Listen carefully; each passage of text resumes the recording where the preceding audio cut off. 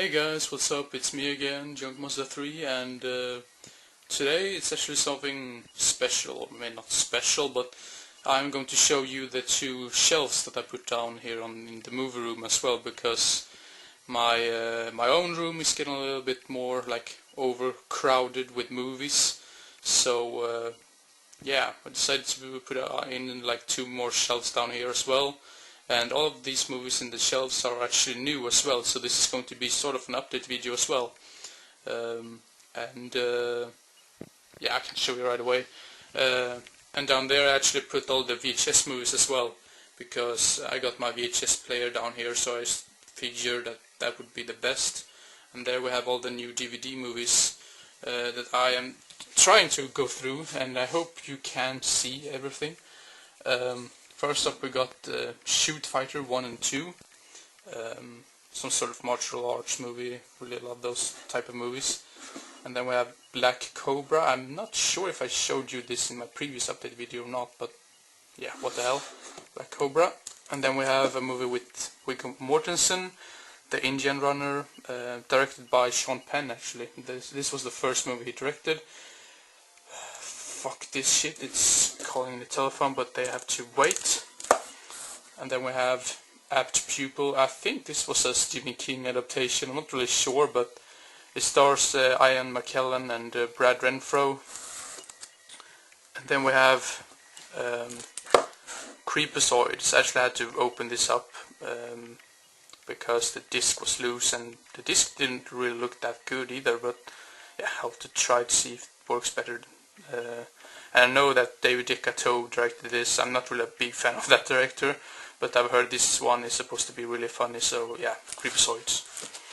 And then we have a movie by my good friend Jack Mulvanurty.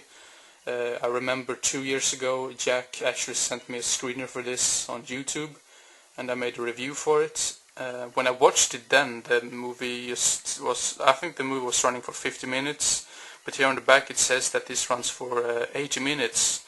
So I'm really looking forward to rewatch this movie again, and yeah, this is sort of a shout out to Jack.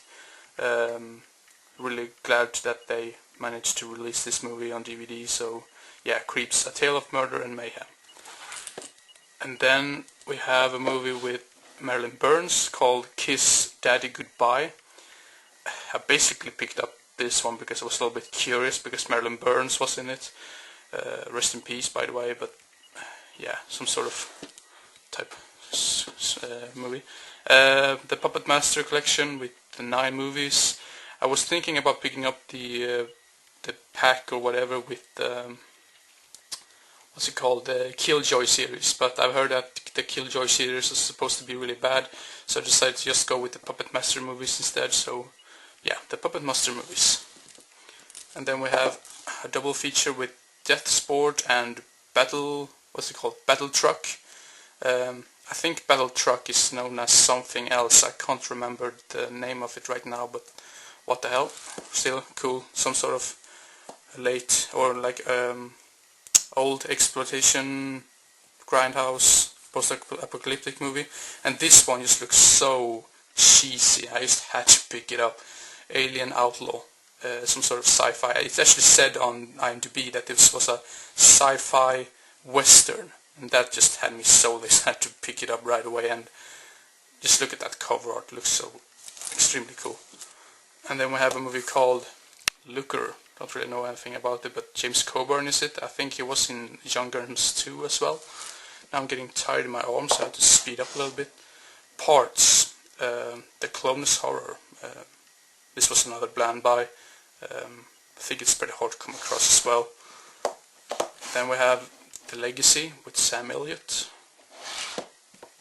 And this is a Vipco release. I know Vipco releases a lot of crappy, I mean they're not crappy movies, but their releases isn't the best, because apparently most of their releases are cut, which is bad, but some of these movies you can't really find in any other way than picking them up on Vipco.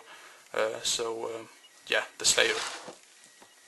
Then we have another exploitation movie called Gator Bait. I've heard it's some sort of rape and revenge movie. Apparently this actress who played the lead role died in a car accident like 3 years or 4 years later. So when they had to do the sequel, they had to find another actress. So I'm not really interested to pick that up, to be honest. But yeah, the first one, Gator Bait. And then we have a movie called Scalps. Now this is, I had to like pay a lot of money for this. This was quite expensive, but I know that it is very rare and hard to come across, so I just had to pick it up since it is from the 80s and supposed to be one of those really entertaining, cheesy horror movies. So yeah, Scalps. Then we have another one which I paid a lot for, Sweet 16. Code Red releases almost go for a lot of money all the time, but yeah, it's another slasher, so had to pick it up. And then we have, finally I picked up In the Mouth of Madness, John Carpenter. Not seen it yet, but we have this one. I've heard this is supposed to be so bad. Zombie 5, Killing Birds, but what the hell, now I have all the zombie movies. And then Axe, Lost Terror. This is also known as Lisa, slasher from the 70s, so yeah, seems to be really cool, especially this edition. So yeah, thank you very much for watching, and I hope you enjoyed and didn't get bored, and I hope to see you again as soon as possible. So see you next time, bye bye.